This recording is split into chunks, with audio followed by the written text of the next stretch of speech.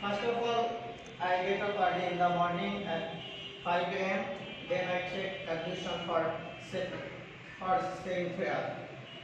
After saying prayer, I take some morning exercise to keep me fit and healthy. Then I take my shower and have a breakfast with lunch.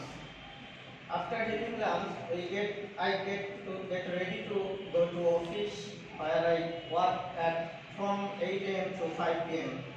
After finishing my work, I return my home and take some rest and gossip with my family members. Then I watch TV.